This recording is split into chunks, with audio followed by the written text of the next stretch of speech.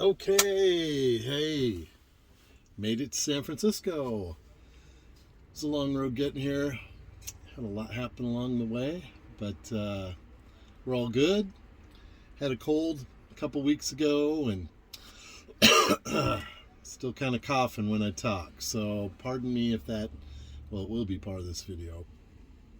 I actually contracted pertussis in 2012 when I was taking my son to the pediatrician during a pertussis outbreak in Ellensburg, Washington. Turned out he didn't have it, but I got it from going to the darn doctor's office. And ever since recovering from that, when I get a cold, which had been a couple years since I'd really had a serious cold, like this one a couple weeks ago, I cough for like a month afterwards. Very annoying. But everything else feels great. I feel fine. And I'm definitely enjoying the sunshine, the escape from the cold of the Northwest. I will absolutely never deny that that is really nice to leave behind. I've had enough cold winters in my life. So anyway, yeah, I'm here. So this week I've largely been catching up with my daughter who lives in San Francisco, doing some work on her van and some maintenance and helping her get that finessed, a couple of little issues there, and laying the groundwork for getting in touch with new agencies. We've got a shoot booked for next Saturday with an agency I've shot for here before, and I'm really bent on building those relationships this time around with a bunch more agencies now that the COVID protocols are pretty much not an issue. So I had intended to run around this week and do that, but I can't talk more than a few sentences before I had to cough. And I don't think that's the impression I need to make. First impressions on some of these agencies and managers. Not when we're post-pandemic protocols to be coughing and hacking. So I've had to kind of stand down this week, accept that my body's saying, hey, just chill, relax, it's okay. Let's get all the way through this so you can be 100% full power. So that's what I'm doing. So it's given me time to do a lot of introspection. Had a super rainy day. I think it was Tuesday morning, and I was really inspired and hung out at Land's End most of the day in the rain and wrote. Did a new blog post. So it's been a really good reset for my arrival here, and done lots of research on shelters. So I've got my whole plan laid out for when I hit the streets here next week, hopefully. Excuse me. Yeah. The day I was at Land's End, a gentleman maybe just a little bit older than me actually walked up, asked questions about the truck, and when we were parting ways, the last thing he said is, well, son, you make homelessness look good. And he turned and walked away, and I just was stumped. He caught me off guard. Usually I have a real quick response to that, but I could tell he was ending the conversation, and he didn't mean it in a mean way. He meant it like a compliment. But that's what I wrote the blog about that day, is how not homeless this is. This is a choice. I built this rig to be my home for the foreseeable future and travel in it. And, that's the difference. People who are truly homeless, if they're in a vehicle or if they're on the street, they didn't choose it. They didn't plan for it. They didn't prep for it. It's not what they wanted. And my goodness, I was bummed that I didn't snap to it and say something more, but he was walking away, and I knew he didn't mean it in a bad way. He meant to be complimentary. But it's interesting, people's perception. Everybody has a different perception of homelessness. I don't know any nomads, or nomads by choice, who live like I do, who would all consider themselves homeless. We love our homes. We love our own beds. We go visit family, and they always offer us the guest bedroom or what have you. Oh, you can sleep in the house. And again, they mean it from a heart place, a sweet place of love. And it's a funny conversation with other nomads about, yep, they never get over asking if I want to sleep in the guest room.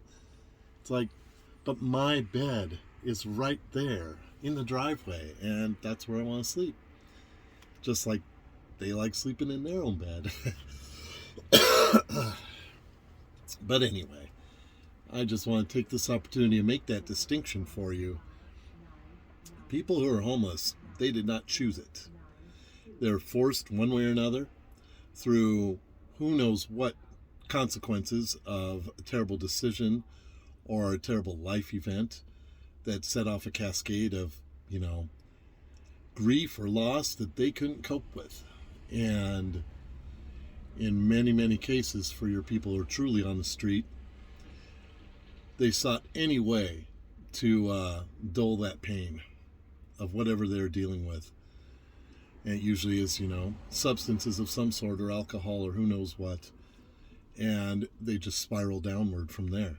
And the reality is, if you look back in your life to your teens, 20s, 30s, certainly your early adulthood, I doubt there's many of you who can't look back and think of some times when you really pushed the bounds and made an idiotic decision impulsively from that mindset of a 20-something that they're immortal, and everything will be fine no matter what I do. Where you could have done something that turned out horribly wrong, gone completely sideways in a way you couldn't even imagine, that now as an older adult, you can see that shit coming. But back then you didn't. And those of us who got through that without injuring someone or having some terrible, terrible loss in our lives, we're just freaking lucky. That's the deal. You were lucky. Most of those people on the street, if they weren't, didn't get there through the horrible abuse they suffered as children, it's usually some terrible loss as a young adult. And in the case of the, I have to say mostly women I have met at the shelters who live in their vehicles, almost across the board, the women that are in those situations that are older, and we're talking 50s, 60s, 70s, they got bankrupted by medical expenses and couldn't afford to live normally anymore. So nobody who's truly homeless, they didn't get there by a choice like your typical nomad type, overland type like I do, that just full-time travels. And I really hope that anybody who's watching this understands that distinction between the two, because it's a pretty dramatic distinction. I think probably most of you who follow me understand that distinction, but as this YouTube channel builds, I want it to be something that helps educate people as much as possible about the families and the individuals I interact with, both in the nomad community and the homeless community. It's interesting to be seeing both sides of that, because most nomads are interacting primarily with other nomads of choice that have chosen to do this, and homeless tend to interact with other homeless or outreach workers. So to have a foot in both worlds is a unique experience, and it's definitely changed my whole perception of what it is to have a home, for sure. Anyway, if you have any questions about any of this, I appreciate your comments, on the thread here, on the video. But you can always message me too. You can get a hold of me, message me directly through my Instagram account or through my website. I'm easy to find. I'm pretty wide open and available. Very public entity online. So hit me up if there's something you want to ask that you don't really want to ask in the thread here. But otherwise, wishing everybody a good weekend.